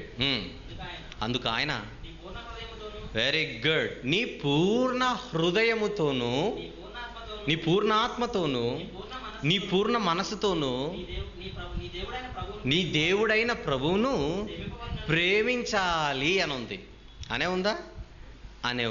అనే ఉంది. చెప్పండి, ప్రథమమైన ఆజ్ఞ ఏంటో చెప్పండి. పూర్ణ హృదయముతో ఎవరిని ప్రేమించాలి? దేవుణ్ణి ప్రేమించాలి. దేవుణ్ణి ఎలా ప్రేమించాలి? మళ్ళీ అడుగుతున్నాను, దేవుణ్ణి ఎలా ప్రేమించాలి? పూర్ణ హృదయముతో ప్రేమించడం అంటే మనసులో అందరికంటే అన్నిటికంటే ఆయనకే ప్రథమమైన స్థానమిచ్చి ఆయన చెప్పినట్టుగా బ్రతకడానికే బ్రతకాలి. ప్రేమించడం అంటే అర్థం ఏంటి? ప్రథమ స్థానం ఇవ్వాలి ఆయనకి, ప్రథమ స్థానం ఇవ్వాలి. పూర్ణ హృదయంతో ప్రేమించడం అంటే చెప్పండి, ప్రథమ స్థానం ఇవ్వాలి. ఇప్పుడు మళ్ళీ మన దగ్గరకు వద్దాం. మన హృదయములో అందరికంటే అన్నిటికంటే దేనికి లేదా ఎవరికి మనం స్థానం ఇచ్చామో చెప్పండి. నాకు చెప్పకండి, మీ మనస్సాక్షికి మీరు చెప్పుకోండి. ఆన్సర్లు ఎలా ఉంటాయి నేను చెబుతాను. ఓకే, అంటే మీ ఆన్సర్స్ నేనే చెప్తాను. నాకు అందరికంటే మా ఆయన అంటే ఇష్టం, ఒప్పుకోవాల్సిందే. ఏంటి దేవునికంటే? దేవునికంటే అంటే బాగోదు కనుక మనం ఏమని, దేవునికంటే మా ఆయన అంటే ఇష్టం అని అంటే బాగోదు కనుక దేవుడు అంటే ఇష్టం పెదవులతో. హృదయంలో ఎవరి ఇష్టం? భర్త అంటే ఇష్టం. భర్త గారిని అడిగితే శ్రీమతి అంటే ఇష్టం. తల్లిదండ్రులను అడిగితే నా పిల్లలంటే నాకు పంచప్రాణాలు. దేవుడంటే ఒత్తిదే ఆదివారం ఇష్టం. పిల్లలంటే ప్రాణం. వాళ్ళకి ఏమైనా అయితే నేను తట్టుకోలేను. నిజంగండి, మా అమ్మాయి ఏడిస్తే నా గుండె తట్టుకోలేదండి. మరి దేవుడు ఏడుస్తున్నాడుగా. దేవుడు బాధ, వాక్యపట్టణం అదే నేను చదివించింది. దేవుడు నరులను చేసినందుకు హృదయములో నొచ్చుకున్నాడంటే బాధపడుతున్నాడా లేదా చెప్పండి. మరి దేవుడు బాధపడుతుంటే నీ గుండె గట్టిగా ఉందే, అమ్మాయి ఏడిస్తే మాత్రం చెప్పండి గుండె తట్టుకోలేదు. పాప కంటిలో ఒక చుక్క బొట్టు రాలితే అంటాడు, ఎవరికిచ్చావు నీ హృదయంలో స్థానం? నీ పూర్ణ హృదయంతో ఎవరిని ప్రేమిస్తున్నావు? కూతుర్నా? నీ పూర్ణ హృదయంతో ఎవరిని ప్రేమిస్తున్నావు? కుమారుణ్ణి, పిల్లలను, భర్తను, భార్యను. మాతృదేవో భావ అన్నాడు. అర్థం ఏంటి? మాతృసేవే చెప్పండి, మాధవ సేవ. తల్లిని ప్రేమించేవాడు ఒకడు, తండ్రిని ప్రేమించేవాడు ఒకడు, పిల్లలు ప్రేమించేవాళ్ళు ఒకరు. అల్టిమేట్గా మనిషి మరొక మనిషికి ఇచ్చే స్థానం తన హృదయంలో ఎవరికి ఇవ్వట్లేదు చెప్పండి? ఇవ్వట్లేదు. ఆ జాబితాలో ఖచ్చితంగా ఎవరున్నారో చెప్పండి. ఎవరున్నారు? మనం ఉన్నామండి, ఒప్పుకోండి. మనం ఉన్నాం, లేమా? మనం మన పూర్ణ హృదయంతో ఫస్ట్ ప్లేస్ దేవునికి ఇచ్చామా? ఏ వ్యక్తికో ఇచ్చామో చెప్పండి. బేతాళుడు విక్రమార్కుడిని నిజం చెప్పాలి అని అంటాడు. అప్పుడు విక్రమార్కుడు నిజం చెప్తాడు. ఇప్పుడు మీరు కూడా దేవునికి నిజం చెప్పాలి. హృదయంలో మొదటి స్థానం ఏ వ్యక్తికో ఉన్నది. లేదంటే వ్యక్తికి లేదు. అట్లయితే ఇంకొకటి ఉంది. ఏదనుకుంటున్నారు? ఒక వస్తువు, ఒక ఆలోచన, ఒక ఇష్టం. కొంతమందికి డబ్బు మీద పిచ్చి. డబ్బు డబ్బు డబ్బు డబ్బు డబ్బు అనే జబ్బు పట్టిన వీళ్ళ హృదయంలో ఎవరున్నారో చెప్పండి. వీళ్ళ పూర్ణ హృదయంతో ఎవరిని ప్రేమిస్తున్నారు? ధనాన్ని. వీళ్ళ పూర్ణ హృదయంతో బంగారాన్ని, పూర్ణ హృదయంతో ఆస్తులను, పూర్ణ హృదయంతో ల్యాండ్లను. చాలామంది చెబుతుంటారు వాళ్ళ ఇంటికి వెళ్తే, ఏమండి అవుటర్ రింగ్ రోడ్ చుట్టూ మాకు ప్లాట్స్ ఉన్నాయండి అని అంటారు. ఇదిగో అటు బిహెచ్ఎల్ వైపు వెళ్తే అక్కడ ఒకటి ఉంది, ఇటు అదేంటిది మీ రూట్, మీ ఇల్లు, మీ ఇంటి వైపు బండ్లగూడ వైపు అండి అవతలకి, అదేదో మొత్తానికి ఆ ప్రాంతం ఆ వైపు ఒకటి ఉంది, ఇటు శంషాబాద్ దగ్గర ఒకటి ఉంది, ఇటు వరంగల్ రూట్లో ఒకటి ఉంది. త్వరలో ఇంకొకటి తీసుకోవాలనుకుంటున్నామంట. అంటే అర్థం ఏంటి? పూర్ణ హృదయముతో ఎవరిని ప్రేమిస్తున్నారు? ప్లాట్స్ని. ప్రతి ఒక్కరూ కూడా వారి హృదయములో దేనికో స్థానం ఇస్తుంటే, ఒక రచయిత రాస్తాడు, నా హృదయంలో నిదురించే ఈడి హృదయంలో అది ఉంది. ఏ భేదమును లేదు చెప్పండి. ఇక అందరూ హృదయంలో దేనికో స్థానమిచ్చి దేవుడు అనుగ్రహించు మహిమను పొందలేకపోవచ్చున్నారు. ఇప్పుడు మీకు మ్యాటర్ అర్థమైపోవాలి. పాయింట్ నెంబర్ 1 ఇప్పుడు అర్థమైపోతుంది. పాయింట్ నెంబర్ 1 చెప్పండి, పరలోకం కావాలి. పాయింట్ నెంబర్ 2, పరలోకం రావాలంటే ఏం చేయాలి? జయించాలి. దేని జయించాలి? పాయింట్ నెంబర్ 3, లోకాన్ని జయించాలి. లోకాన్ని జయించాలంటే ఎవరిని జయించాలి? పాయింట్ నెంబర్ 4, హృదయాన్ని జయించాలి. ఆ హృదయములో ఎవరిని జయించాలి? నువ్వు ఎవరికైతే ప్రథమ స్థానం ఇచ్చావో వారిని జయించాలంటే ఆ రోజు నుంచి వాళ్ళని తిట్టడాలు కొట్టడాలు కాదు. వారిని ఎందుకు నువ్వు ప్రేమిస్తున్నావు అంటే వారు నీకు చాలా చక్కగా అర్థమయ్యారు కనుక. ఎందుకు ప్రేమిస్తాం మనము? వాళ్ళు బాగా మీకు అర్థమయ్యారు కనుక. మీ భర్త మీకు బాగా అర్థమయ్యాడు కనుక మీరు ప్రేమిస్తున్నారు. భార్య చక్కగా అర్థమైంది కనుక ప్రేమిస్తున్నారు. పిల్లల గురించి మీకు బాగా తెలుసు కనుక వారిని ప్రేమిస్తున్నారు. కానీ దేవునికి ఇవ్వవలసిన ప్రేమ అంతగా ఎందుకు లేదో తెలుసా? దేవుడు మీకు అర్థం అవ్వవలసినంతగా ఇంకా అర్థం కాలేదని. ఎప్పుడు ప్రేమించగలం మనం? ఎప్పుడు ప్రేమించగలం? ఐ లవ్ జీసస్ అంటే కుదరదు. నీకు జీసస్ అర్థం కావాలి. కంటికి కనబడే మనిషి అర్థం కావడం కష్టమైతే, కంటికి కనిపించని దేవుడు అర్థం కావాలంటే ఎంత కష్టపడాలి చెప్పండి? ఎంత కష్టపడాలి?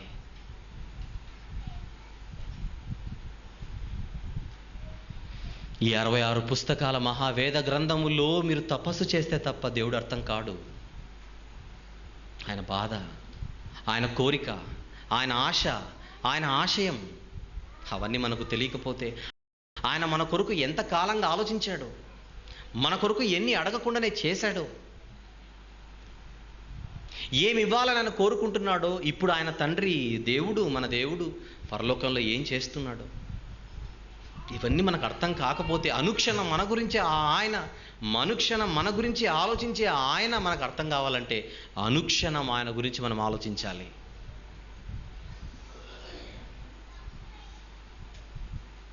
ధ్యానించాలి, వాక్యాన్ని ధ్యానించాలి.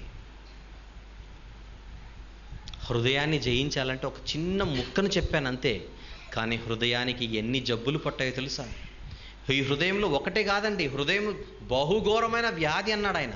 అంటే సకల వ్యాధులు అక్కడ ఉన్నాయి. సకల వ్యాధులను మిక్స్ చేస్తే వచ్చిందే హృదయానికి పట్టిన వ్యాధి. ఆ వ్యాధులు ఎలా ఉంటాయో చెప్పనా?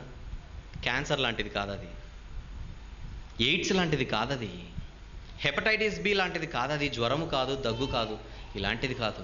హృదయానికి పట్టిన రోగాలు ఎలా ఉన్నాయో యేసుప్రభు లిస్ట్ ఇచ్చాడు. ఆ లిస్టుని మీరు జయించాలి. లిస్ట్ చూయించకుండా ఒక్క ముక్క మీకు చెప్పాను, ఇప్పుడు ఆ లిస్ట్ ఇస్తాను. ఇంటికి వెళ్ళిన తర్వాత ఆ లిస్ట్ ముందర ఉంచుకొని వీటిని జయించాలి, వీటిని జయించాలి, వీటిని జయించాలని మీరు అనుకోవాలి.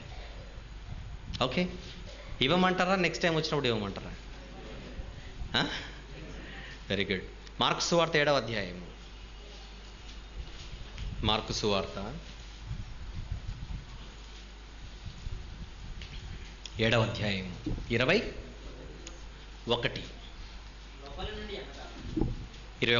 లోపల నుండి అనగా మనుషుల హృదయములో నుండి. చూడండి జబ్బులు ఏమేమి ఉన్నాయో. ఇప్పుడు వీటిని జయించాలి మీరు. ఏంటి హాయి వెళ్ళిపోదాం అనుకుంటున్నారు ఏంటి? హోంవర్క్ ఇస్తున్నాను ఇప్పుడు నేను మీకు. దురాలోచనలు, జారత్వములు, దొంగతనములు, నరహత్యలు, వ్యభిచారములు, లోభములు, చెడుతనములు, కృత్రిమమును, కామ వికారమును, మత్సరమును, దేవదూషణయు, అహంభావమును, అవివేకమును వచ్చును. ఈ చెడ్డవన్నీయు హృదయములో నుండి బయలు వెళ్ళి మనిషిని అపవిత్రపరచును. లిస్ట్ ఇచ్చాడా? ప్రాబ్లం చెప్పాడు, ఆ ప్రాబ్లంలో ఉన్న లిస్ట్ ఇచ్చాడు, వీటిని జయించాలంటున్నాడు. చూడ్డానికి చాలా చిన్నగా ఉన్నాయి కదా పదాలు, ఓపెన్ చేస్తే మహాసముద్రాలు. మహాసముద్రాలు. ఈ లిస్టులో ఫస్ట్ ఎవరున్నారో చూడండి అక్కడ. ఆ లిస్టులో మొట్టమొదటి జబ్బేముందో చూడండి, దురాలోచన. క్రియ కాదు అది, ఆలోచన. అంటే దేవుడు ఎక్కడ పట్టేస్తున్నాడు మనిషిని? ఆలోచన చెడ్డదైతే నువ్వు నేరస్తుడు అంటున్నాడు ఆయన. పని చెడ్డదైతే కాదు, ఆలోచన చెడ్డదైతే. ఏమండి, ఆలోచనలో మనం తప్పు చేస్తామో చేయమో చెప్పండి? పిచ్చి పిచ్చిగా చేస్తాం, చాలా చేస్తాం. మనం మంచి ఆలోచనలు మనకు ఉండవు, అన్ని చెడ్డ ఆలోచనలే. ఏదంటే కొన్ని చెప్పండి, దురాలోచనలు అంటారా? దురాలోచనలు ఒక దురాలోచన చెప్పమనంటారా? ఒకటి చెబుతానండి. కాకపోతే దానికంటే ముందుగా దురాలోచనలు హృదయానికి పట్టిన జబ్బు అన్నాడు దేవుడు. దురాలోచన అన్నాడా, దురాలోచనలు అన్నాడా? చదవండి. దురాలోచనలునా? లూ లేదా? లూ ఉందా? లూ అంటే ఎక్కువనా ఒకటే అన్నా? చాలా ఉన్నాయి. దురాలోచనలు ఒకటి అని అనుకోకూడదు మీరు, ఎందుకంటే లిస్టులో ఒకటే కనపడుతుంది కనుక దురాలోచనలు నంబర్ 1 అని అనుకోకూడదు. నంబర్ 1లో ఎన్ నంబర్ ఆఫ్ దురాలోచనలు ఉన్నాయి. ఎన్నున్నాయి తెలీదు. ఎందుకు దేవుడు 2 దురాలోచనలు 3 దురాలోచనలు అనలేదు చెప్పండి? ఎందుకంటే లెక్కించలేనన్ని దురాలోచనలు హృదయంలో ఉన్నాయి. దురాలోచన గురించి బైబిల్లో ఎలాంటి మాటలు రాయించాడో చూపిస్తాను, ఎందుకంటే వీటిని ఎలా జయించాలో మీకు తెలియాలి కనుక. ఒక్కటి మీకు ఎగ్జాంపుల్కి ఇస్తాను, మిగిలినవన్నీ అలా ఆలోచించండి. నెక్స్ట్ టైం వచ్చినప్పుడు ఇంకొన్ని మనం మాట్లాడుకోవచ్చు. సామెతల గ్రంథం 6వ అధ్యాయము ప్రియులారా. దురాలోచనల గురించి, అంటే ప్రాబ్లంలో ఉన్న ఒక్కదాన్ని ఎన్నుకొని దానికి సంబంధించినటువంటి మాటలు దేవుడు ఎక్కడ రాయించాడో, ఎలా రాయించాడో చూద్దాం. 6వ అధ్యాయము సామెతల గ్రంథం 16 నుంచి చూద్దాం కిందికి. 16 నుంచి నేను చదువుతున్నాను. యెహోవాకు అసహ్యములైనవి 6 గలవు, 7 ఆయనకు హేయములు. లిస్ట్ ఇచ్చాడు ఇప్పుడు కింద. అవేవనగా అహంకార దృష్టియు, కళ్ళలాడు నాలుకయు, నిరపరాధులను చంపు చేతులను. తర్వాత ఏమన్నాడు ఆయన? నిరపరాధులను చంపు చేతులను. తర్వాత ఏమన్నాడు ఆయన?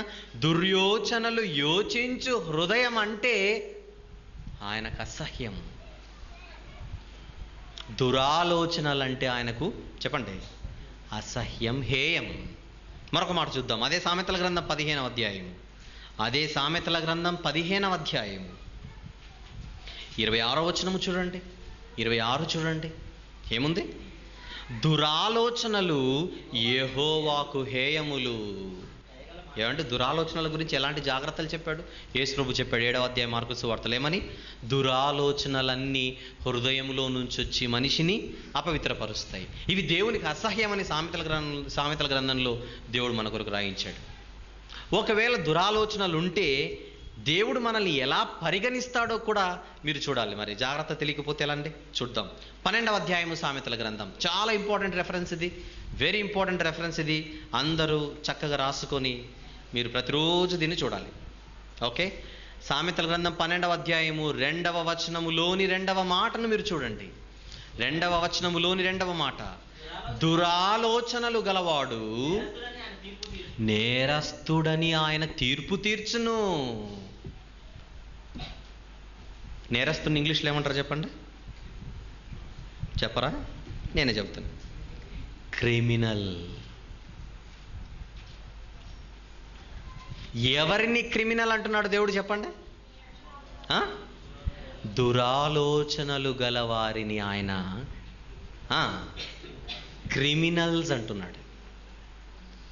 క్రిమినల్కి ఏం పడుతుంది? శిక్ష. ఎక్కడ పడుతుంది? మనకైతే చంచల్గూడ లేదా చర్లపల్లి, కానీ దేవుడు వేసే శిక్ష ఎక్కడ ఉంటుంది? నరక శిక్ష. ఎవరికి? ఎవరికి? దురాలోచనలు గలవారికి.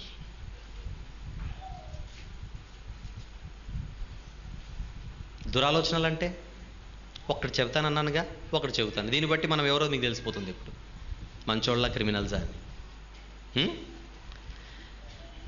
యేసు ప్రభు లోకాన్ని జయించాడు. జాగ్రత్తగా వినాలి ముగింపు మాటలు. యేసు ప్రభు లోకాన్ని జయించాడు. లోకాన్ని జయించాడంటే దేన్ని జయించాడు చెప్పండి? ఇక తన హృదయాన్ని జయించాడు. హృదయములో దేన్ని జయించాడు? ఆ 7వ అధ్యాయం 21వ వచనంలో ఉన్న లిస్ట్ అంతటిని ఎవరు జయించారు? యేసు ప్రభు జయించాడు. ఆ లిస్టులో మొదటి స్థానంలో ఉన్న వాళ్ళు ఎవరు? దురాలోచనలు కదా. అంటే ఇప్పుడు దురాలోచనలన్నిటినీ ఎవరు జయించారు మన కళ్ళ ముందు? యేసు ప్రభు జయించాడు. అంటే యేసు ప్రభు కూడా దురాలోచనలను జయించాడన్నమాట. Very good. ఎలా జయించాడో చూడాలి ఇప్పుడు మనం. ఎందుకంటే ఇవన్నీ సులువుగా చిక్కున పెట్టే పాపాలు. మనం ఏమనుకుంటామంటే నేను దొంగతనం చేయట్లేదు, నరహత్య చేయట్లేదు, నాకు కాకపోతే ఎవరికి వస్తుంది పరలోకం అన్న ధీమాలో మీరున్నారేమో. దేవుడు ఎవరికి ఇస్తానంటున్నాడంటే ఆ లిస్టును జయించిన వారిది పరలోకం. ఇప్పుడు యేసు ప్రభువుని అడుగుదాం, సులువుగా చిక్కున పెట్టు పాపములను విడిచిపెట్టి ఎవరి వైపు చూచి వెళ్ళిపోవాలి మనం ముందుకు? విశ్వాసమునకు కర్తయు దానిని కొనసాగించువాడైన యేసు వైపు చూస్తే తప్ప ఈ సులువుగా చిక్కున పెట్టే పాపాలను జయించడం మన వల్ల కాదు. Right, very good. ఇప్పుడు దురాలోచనలను యేసుప్రభు ఎలా జయించాడో ఒక్క ఉదాహరణ చెబుతాను. చాలా దురాలోచనలు ఉన్నాయి, ఒక్కటి చెబుతాను. యేసుప్రభు పాపం చేశాడా? నేను అడుగుతున్నాను, యేసుప్రభు ఎలా జయించాడో చెబుతున్నాను ఇప్పుడు మీకు. యేసుప్రభు పాపం చేశాడా? చేయలేదు. ఏ పాపం చేయకపోయినా, ఆయన నోట ఏ కపటము లేకపోయినా ఆయన చివరికి ఏం చేశారు? ఎన్నో మాటలు అన్నారు కదా, ఎన్నో మాటలు అన్నారు. ఇంకా అవమానపరిచారు, అనరాని మాటలు అన్నారు, అమర్యాదగా మాట్లాడారు, కొట్టారు, ఉమ్మేశారు. చివరికి సిలువలో అత్యంత అవమానకరమైన చావును ఆయనకిచ్చారు. చేయని తప్పుకు ఆయన బలవుతుంటే ఎవరినైనా పల్లెత్తు మాట అన్నాడా మీరు చెప్పండి? అనలేదు సరికదా. అన్న వాళ్ళ మీద పగ పెట్టుకున్నాడా చెప్పండి? పెట్టుకోలేదు. ఏమన్నాడు? తండ్రి, వీరేమి చేయుచున్నారో వీరు ఎరుగరు. అది యేసుప్రభు క్యారెక్టర్. అలా అందరికీ తెలుసు యేసుప్రభు క్యారెక్టర్. అలా పక్కన ఉంచండి. ఇప్పుడు మన గురించి ఆలోచిద్దాం. మనల్ని ఎవరైనా ఒక్క మాట అంటే మనం ఎన్ని మాటలు అంటామో కరెక్ట్గా చెప్పాలి. నాకు చెప్పండి. ఎన్ననాలో అన్నంట ఆడు నోరు జారి ఒక్క మాట అన్నందుకు ఆడు ఉరేసుకొని చచ్చేంత వరకు మనం అంటూనే ఉంటాం కదా. నన్ను ఎందుకు అనాలి, అది నా పాయింట్ అంటాడు. పోని అన్నాడు అన్నాడు అదే ఎందుకు అన్నాడు, అక్కడ నిలబడతాను. నన్ను ఎంతమంది ముందైతే అన్నాడో వాడిని నేను అదే అనాలి, ఆవిడని నేను అదే అనాలి. నాకు జరిగిన అవమానం అంటాడు. నాకు జరిగిన అవమానం ఖచ్చితంగా జరిగి తీరాలి. ఇప్పుడు అసలు విషయం చెబుతాను. ఇది ఏం ఆలోచన అనుకుంటున్నారు చెప్పండి, చెప్పండి. ఈ ఆలోచన ఎవరికి లేదు? యేసుప్రభుకి లేదు. యేసుప్రభు ఏమన్నాడు? ఎన్ని మాటలన్నా క్షమించండి తండ్రి వీళ్ళకి తెలియదు అన్నాడు. మనల్ని ఎన్నో మాటలు అనరు, వాళ్ళు ఒక్క మాటే అంటాడు. ఆ ఒక్క మాటకి మనం ఎంత పన్నాగా నేస్తాం, ఎంత ప్లాన్ చేస్తాం వీడి కోసం. దురాలోచన. వాడు నాశనం కావాలి, వానికి పురుగులు పట్టాలి. చూసారా మన మన మన శాపనార్థాలు ఎలా ఉంటాయి కొన్ని చెప్పండి, నాకు రావు. వాడికి పురుగులు పట్టాలి, నాశనం అయిపోవాలి, కొంప కొల్లేరైపోవాలి. అబ్బా అబ్బా అబ్బా అబ్బా అబ్బా, ఎంత మంచి బూతులో.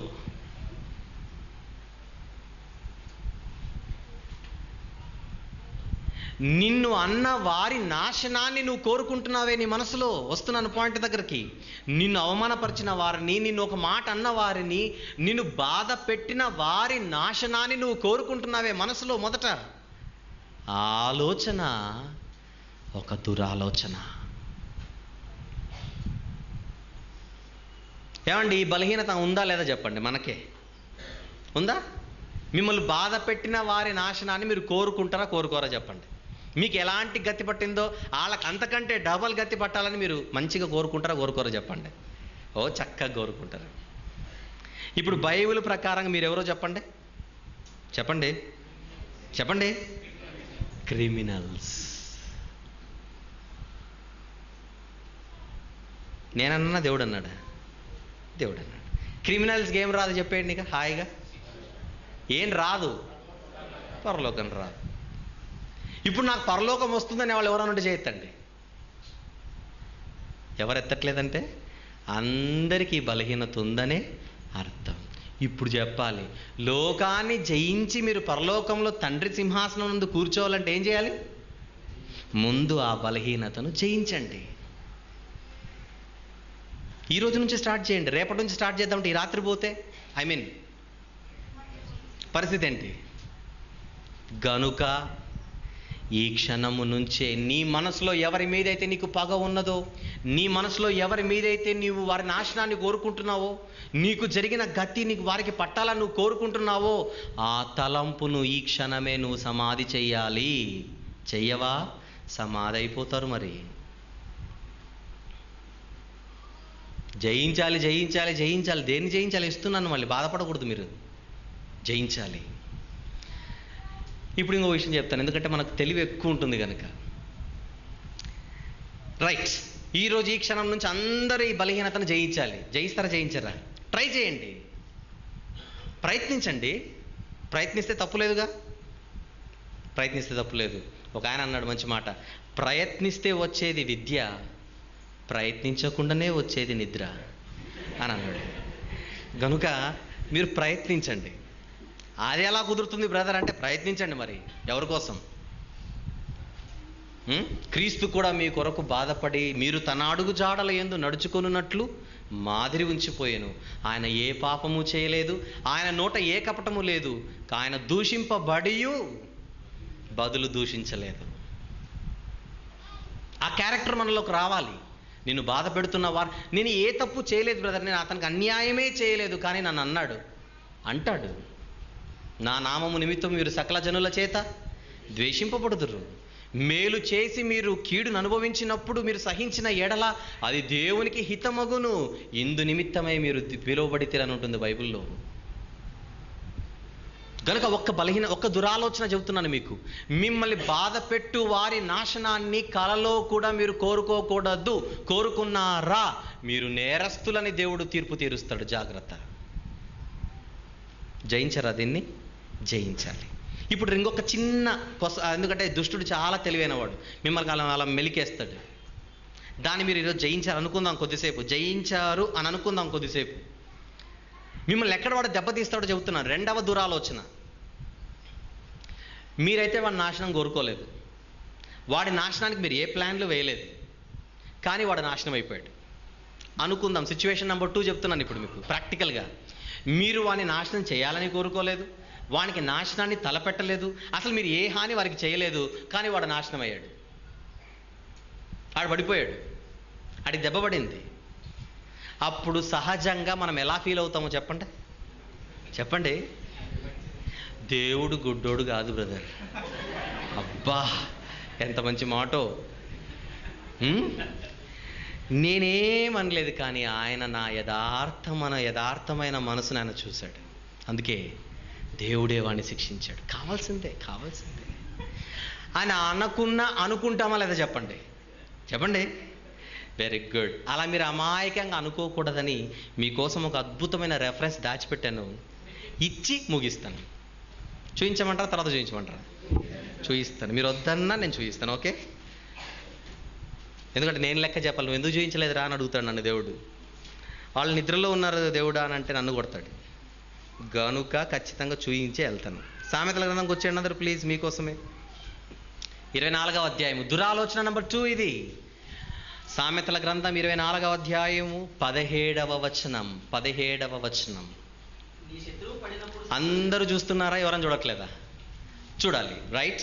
నీ శత్రువు పడినప్పుడు సంతోషింపకుము, వాడు తొట్రెళ్ళినప్పుడు నీవు మనస్సున ఉల్లసింపకుము, దేవుడు అది చూచి అసహించుకొనును అనుంది. చూడండి అక్కడ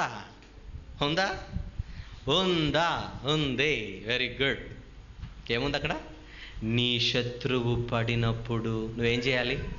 ఏం చేయాలి? దేవుడు గుడ్డోడు కాదు బ్రదర్ అనకూడదు. సంతోషింపకుము.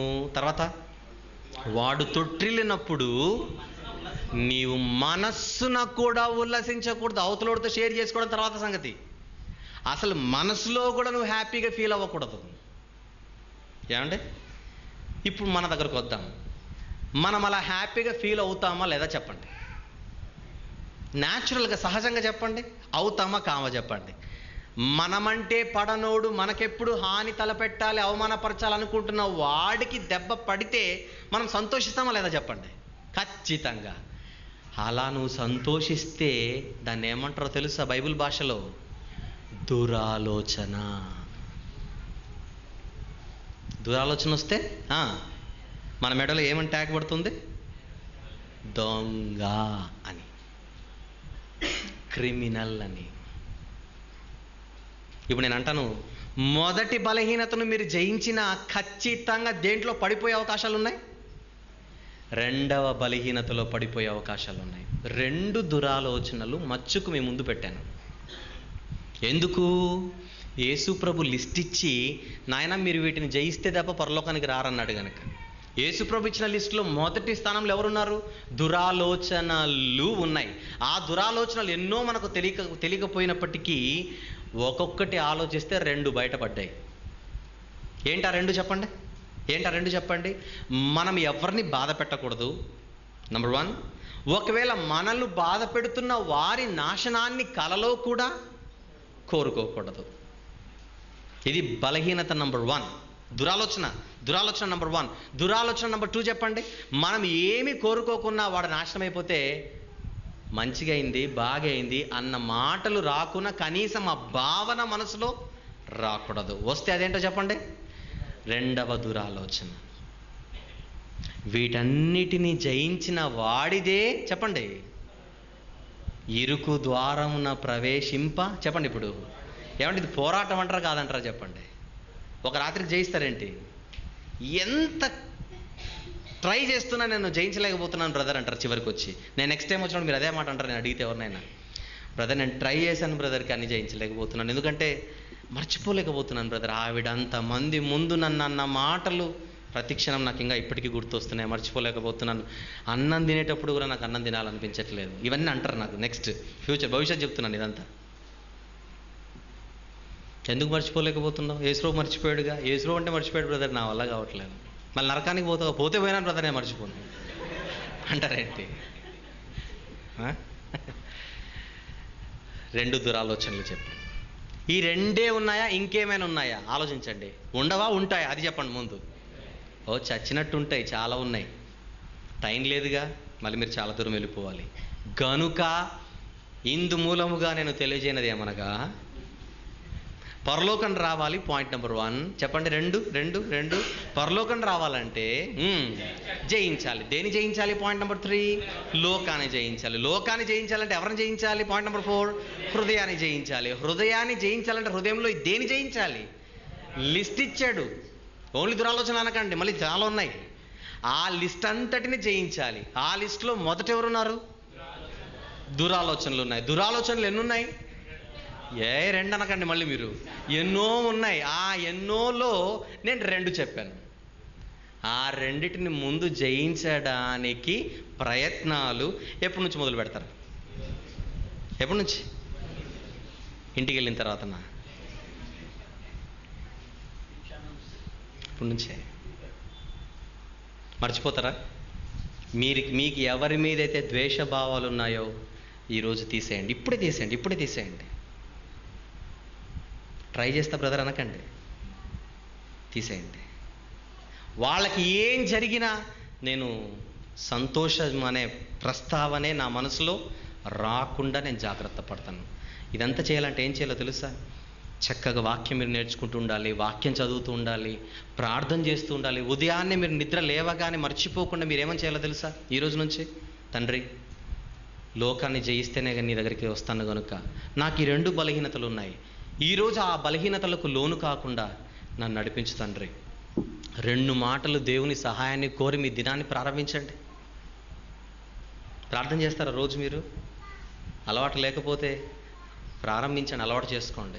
రాత్రి పడుకున్నప్పుడు ఒకవేళ ఆ బలహీనతలకు వచ్చినా ఈ మాటలు మీకు గుర్తుండి మీరు వాటిని జయిస్తే సంతోషంగా దేవుని దగ్గరకు వచ్చి, తండ్రి ఈరోజు ఆ 2 బలహీనతలు నేను జయించాను, నీ కృతజ్ఞతలు.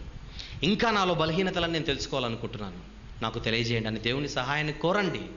ఖచ్చితంగా ఇలాంటి మాటలు మీ వద్దకు వచ్చే అవకాశాన్ని దేవుడు మీకు ఇస్తాడు. నేను నెక్స్ట్ టైం మరొకసారి మీ దగ్గరకు వచ్చినప్పుడు త్వరలో రావాలని ఆశిస్తున్నాను.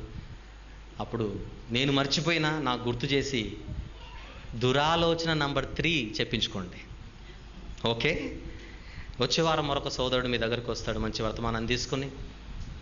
అలాగే మేం చేయి పరిచర్యను మా పరిచర్య కోసం, అంటే దూరం ఉండి పరిచర్య చేస్తున్నాం కనుక ప్రపంచానికి వాక్యం అందించాలన్న ఉద్దేశంతో మేము ప్రయత్నాలు జరుగుతున్నాయి. అక్కడ రాజ్య సువార్త సకల జనులకు అందించే ఒక పెద్ద ప్రాజెక్ట్ మేము చేపట్టాం కనుక మా కొరకు, మా పరిచర్య కొరకు ప్రార్థన చేయండి.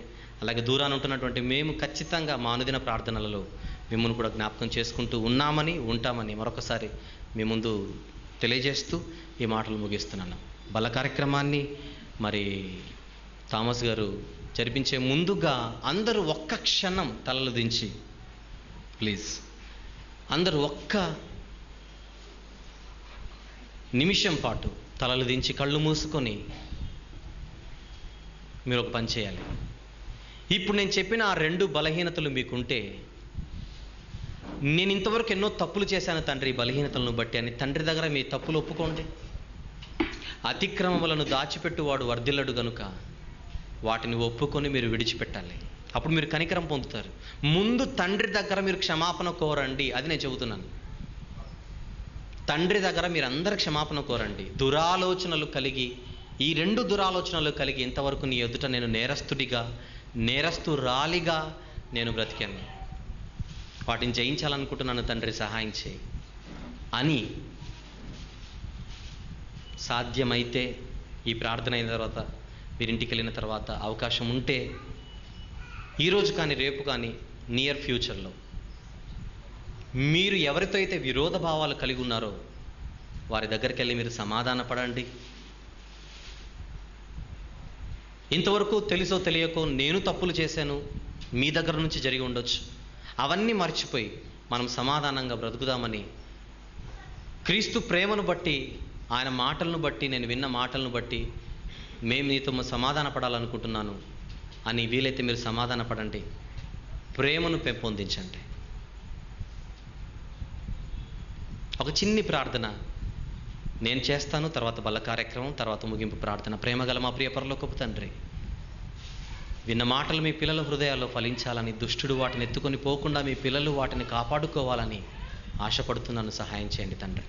తిరిగి మీ పిల్లలతో కలుసుకునే పర్యంతరము మీ కాపుదలలో మమ్మల్ని అందరూ ఉంచమని, మిగిలిన కార్యక్రమాన్ని మీ మహిమార్థమై నడిపించమని యేసుస్వామి వారి శ్రేష్టమైన నామంలో ఈ ప్రార్థన అడుగుచున్నాను తండ్రి. ఆమేన్.